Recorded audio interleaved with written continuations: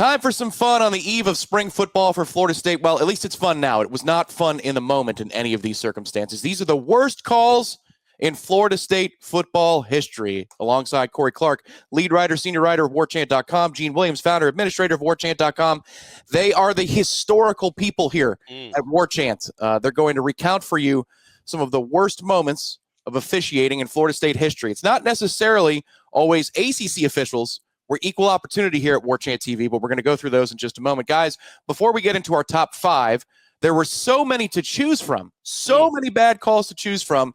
We have honorable mentions at first. Gene, you own the site, you own this channel, you go first. So your pick. What do you think? Honorable mentions, worst call in Florida State football history. Yeah, just to set the stage a little bit, I started a thread on the Tribal Council a couple weeks ago. I was wanting to get a lot of input from the fans, and you're right. There was a long list. We could have done a top 50. There have been so many bad calls in FSU history. And the way I kind of came up with the list was obviously how egregious the call was a big factor. The impact on the game. I mean, there's some that were horrible calls. I know a lot of people brought up the Wake Forest when the official moved the football. Yeah. After the play was over, but did that really have an effect on the game? There's some other ones, they didn't impact the game that much. I think being against a rival and how did that impact the game? Against a rival is more magnitude, and how to affect the season potentially, one of these calls. So I mean the magnitude, the impact of the call also weighed into it. But yeah, honorable mentions, a lot of them. One that just really bugged me, and I know Tom, you and I talked about this one too, and that was 2009 against Miami. And this was one, it was a back and forth. Neither team was great. I think Florida State was ranked like maybe 18 or something at the time. So left Christian Ponder drives him down the field. They get inside the 5-yard line. There's a third down play where it's a pass in the corner of the end zone to Jamar Fortson. And it looked like, and I'm standing in that end zone, I'm shooting photos at the time, like literally just a few feet away from this thing. And I see that ball squirt out. I'm like, son of a B, you had to drop that thing. But I'm like thinking it was a quick out. And there was 5 seconds on the clock. So I'm like, oh, there's going to time for another play. As the officials are circling around him, and, he's trying to cup it and act like he caught it, of course, as a good receiver would do. Tick, tick, tick is going on the clock, even though the ball is on the ground the whole time. Well, the officials finally realized it was an incompletion. They blow the whistle, game over. And nobody, I mean, why they wouldn't go back and look at the clock and put 2 seconds, at least one back. There's no way you can look at that play and say there wasn't at least a second left on the clock and Florida State gets another shot to beat Miami. But I'm going to argue tooth and nail, man, that there's time left on the clock. Go look. You'll find there's a second left on the clock. And then Florida State would go on to beat Miami the next 7 straight years. They had won the year before. Would have been 9 in a row and 11 out of 12. So to me, it would have been, it's like there should be an asterisk by that. They really screwed Florida State on that play against a rival. A common theme I've seen in a lot of these, which is strange, is so many of these weird calls have come against games against Miami. Yeah. Why the officials are so biased to Miami. We saw it this past season too in the ACC. It seems for some reason they love the Hurricanes. But anyway, that one was an honorable mention. It didn't make the top 5, but it just really rubbed me wrong. I think if you had an NBA clock, instead of just, 2 full seconds, 1 and 0, you probably would have been 1.5, 1.8 seconds left on the clock. Well, what's bothersome about that real quick is they did review the play, Gene. They went back and reviewed it and looked at the replay to make sure that he caught it. The whole time, the broadcast team and apparently the officials are just concentrating on the fact that he dropped the ball, which was obvious. They never for once thought to think, well, how much time should be left on an incomplete pass? And they never went back and changed it. Also, let's go, clock operator. That was in Doak. Yeah. Yep. Bang that thing down. Stop it a little quicker. Incredibly frustrating, too, because earlier on that series, Christian Ponder had an option pitch that he just needed to let go of the ball, and it would have been a walk-in touchdown. Anyway, Corey, I'm not going to relive that one. Your honorable mention, worst call that you've ever seen in Florida State. Yeah, I'll go much quicker. I'll pass on one real quick that I don't even think was mentioned in the Tribal Council necessarily. Greg Reed getting called for a fair catch when he was just telling people to get away from the ball. That might have been against Miami, too. I don't quite remember. I know it was an ACC game. He told the players to get away from the ball because it was bouncing, then went up and caught it and started running for a big return, and they blew it dead saying it signaled a fair catch. But that's not it. Mine is, and I'll go real quick, it's the 2022 LSU game. It's the end of the LSU game. We all remember that Shaheem Brown, it's not a big deal because they ended up winning the game. Shaheem Brown blocking the extra point. But the reason LSU even got a chance to score that touchdown on the final play was an error by the officials where I believe they ruled he got out of bounds or ruled that he got a first down when he didn't. I can't quite remember that detail, but the clock stopped. They went to review it. They realized they were wrong, but as they reviewed it, they said they get one untimed down, which in the course of the game and the natural flow of the game, you don't get untimed downs. You don't get up there and able to spike the ball with 1 second left or 2 seconds left. So LSU essentially got a free play at the end of the game because of an official's mistake. And I don't know that it was a horrible judgment. It was just unfair. It was an unfair policy. It was like the playoff game a couple years ago where the Washington kid got hurt and the clock stopped, which gave Texas a chance to go down and try to score at the end of the game when Washington was essentially running out the clock. That's a bad rule. And this was a bad rule that LSU exploited until Shaheem Brown blocked it. That was very, very frustrating. Untimed downs are for defensive penalties, not for replay review. Exactly. It was ridiculous. The game should have. Therefore, the game is over. They did that against Miami in 2021. That should have been the play in the LSU game too. So now we get to number 5 on the list of Florida State, Miami again. Oh, well go figure. This is Walt Bell's finest hour. Corey, I believe you were down there covering the game in person. If you weren't, correct me. But if you weren't, we all saw it on television.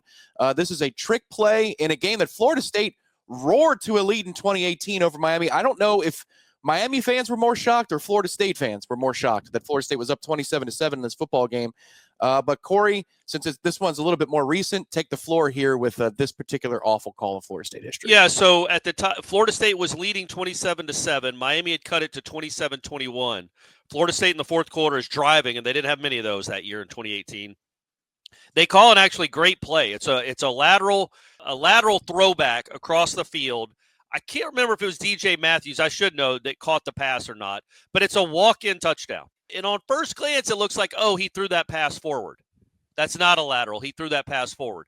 He didn't.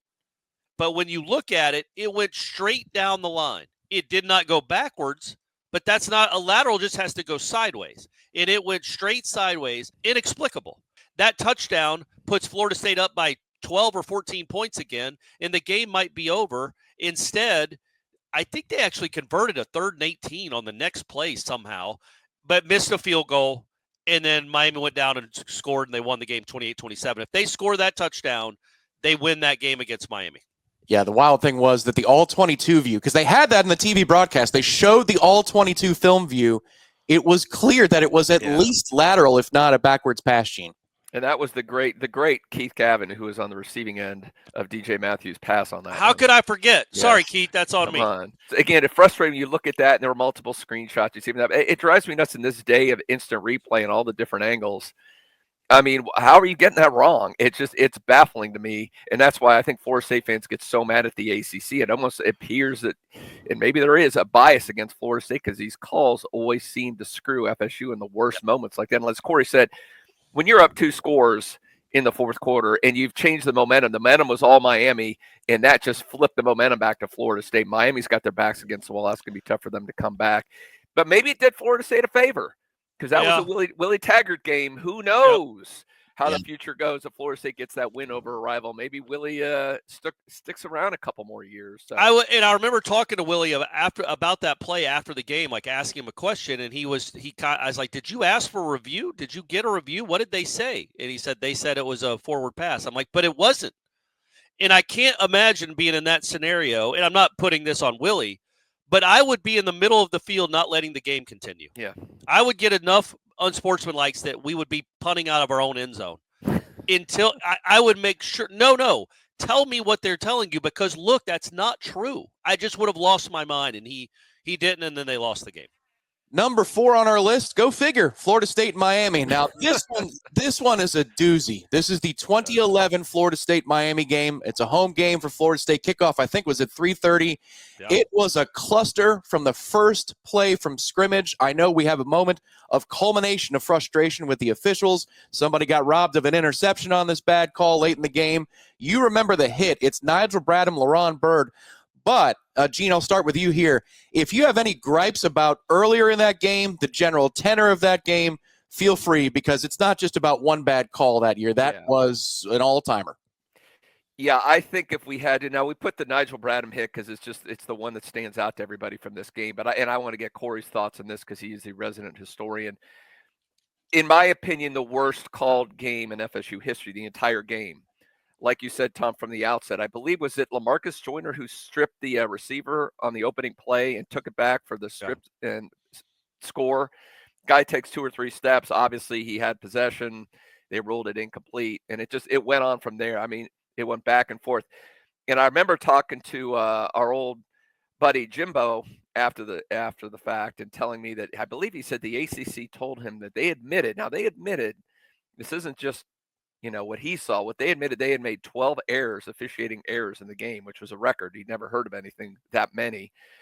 Of course, when that number got out, they stopped sharing information with him because it was so embarrassing to the ACC how horrifically they officiated that game. And there will be a common thread that I'm going to bring up in a couple more from here with the official who made that call on Nigel Bradham at the time. And again, just for Nigel Bradham, people know, they may remember the play. He hit Bird, the receiver, and it was a function of a big, hard-hitting linebacker having a leverage and angle on a small wide receiver and blew him up. There was no targeting. There was no launching. I think they had told at the time it told them that it was launching on the play, which is why he got the personal foul and was ejected from the game. Now, in a rare instance, too, the ACC actually publicly admitted later that was an incorrect call, that it was not a personal foul, even though they ejected Nigel Bradham from the game.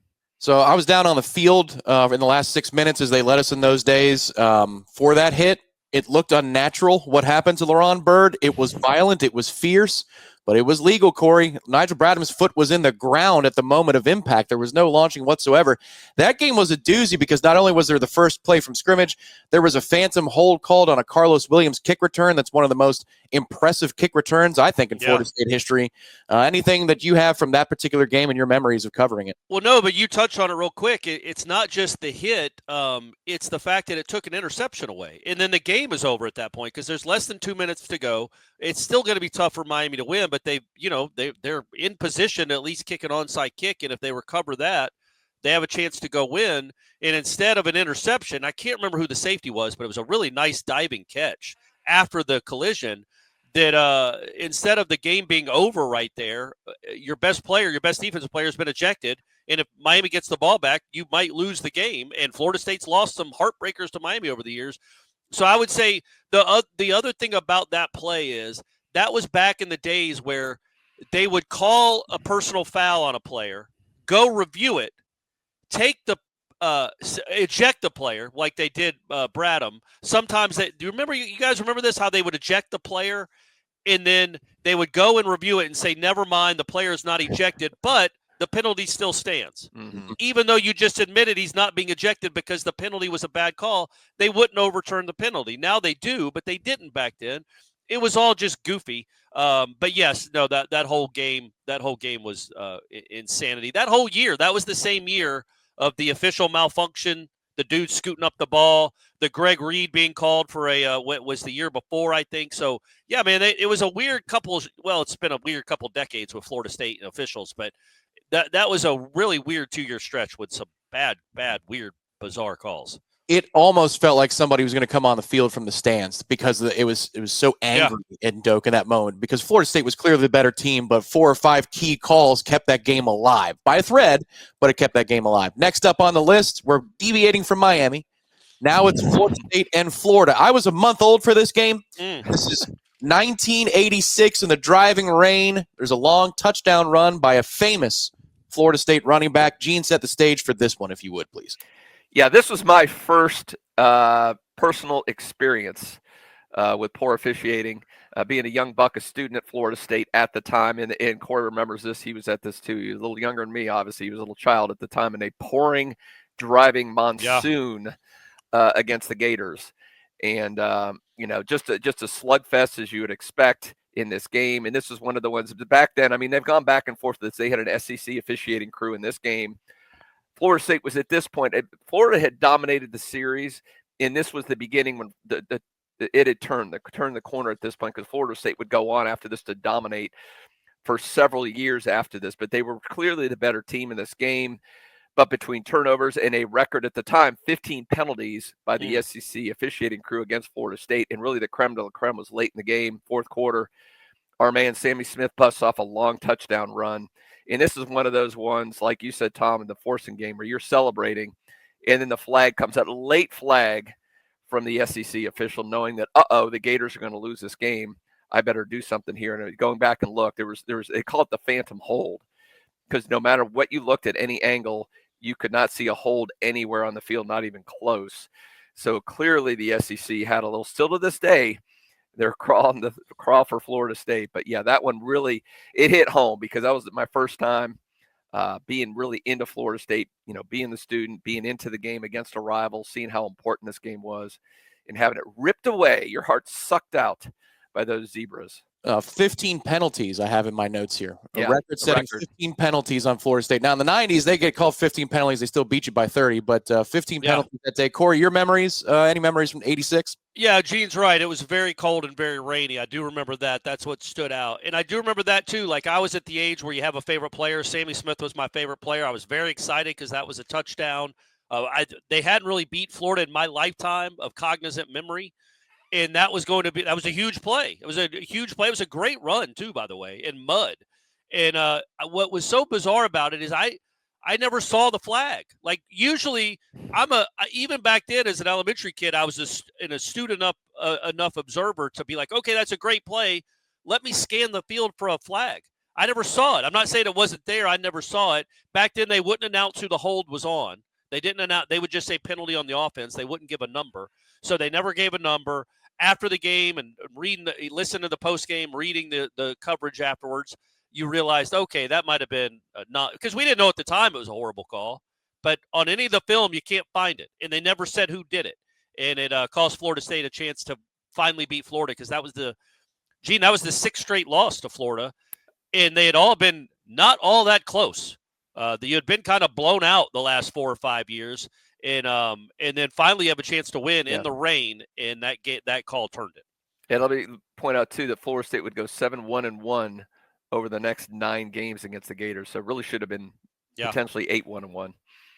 Now to number 2 on the list. We got to get Clemson involved here. I think these are 1A, 1B, but we'll call it 2. Okay. So we'll call it 1B, and we're going to call it gutless, and we're going to prove it. Can we play that clip? You want to play it right now? Okay. Yeah, let's play that clip. Here it is. Jimbo, the chop block call on. It's ridiculous. It's not a chop. It was not a chop. And I'm going to tell you what. You hold coaches accountable, players accountable, hold the damn officials accountable. It's garbage. And then to call another penalty on the sideline is even more garbage. It's cowardly, it's gutless, and wrong. Now they can take it, fine it, do whatever they want to do with it. That's a fact. Look at the film. It's ridiculous that they do it. That was a huge call in the game. Now, still had chances to win the game after that, but it's ridiculous. And the guy wasn't even in position to make it. And plus, it was 10 yards down the field, so the penalty should have been marked from there, not from the line of scrimmage. And it was targeting on 12 when he got hit in the belly. When he got knocked out, the crown of the helmet, right in the chest. He gets killed at Miami, we don't call it, gets killed here. Both of them, bad, real bad. What was his explanation to you? Hey, there ain't none. Well, we didn't miss it. The typical rah, rah, rah, zip, boom, bye, boo. It's terrible. When guys' lives and careers on the line, and you're out there missing calls that obvious, it's ridiculous. Shouldn't be out there. There was Jimbo Fisher, the Warchant post-game. I remember the tripod set up on his table just to his left in the corner.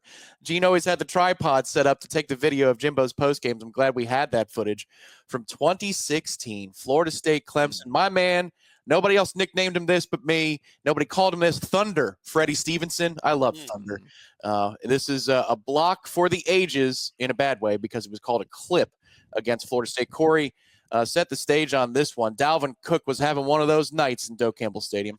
Look, I don't understand why Dalvin Cook never got to New York after this game. And Clemson either won the national championship that year or played for it. They did win it that year. Tell me who the best player on the field was that night, boys. Tell me who the best player in the country was. It wasn't like he was behind a great offensive line. That was an all-time performance that still should be celebrated, even though they lost the game. But imagine adding another 41 yards to whatever the ledger was. Maybe another touchdown on that drive, because now you're deep in Clemson territory again. Clemson's reeling They can't tackle the kid. They just can't tackle the kid.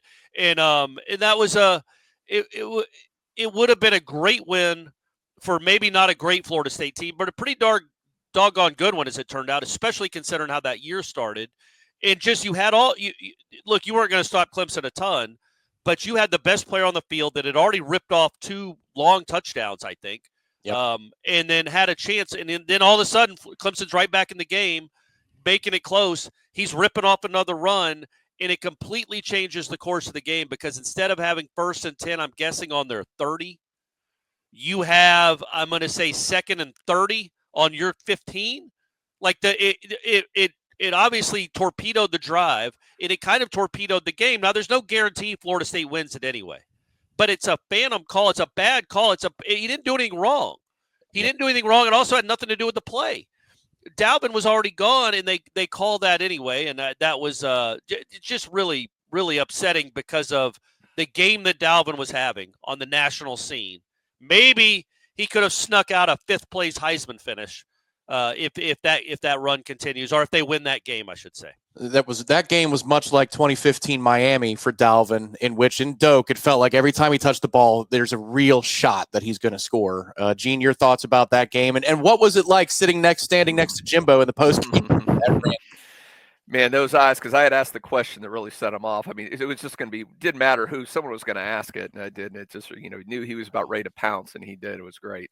I guess it's one of those things that really bothers you because you don't want to believe there's bias. You don't want to believe that there's an agenda at hand.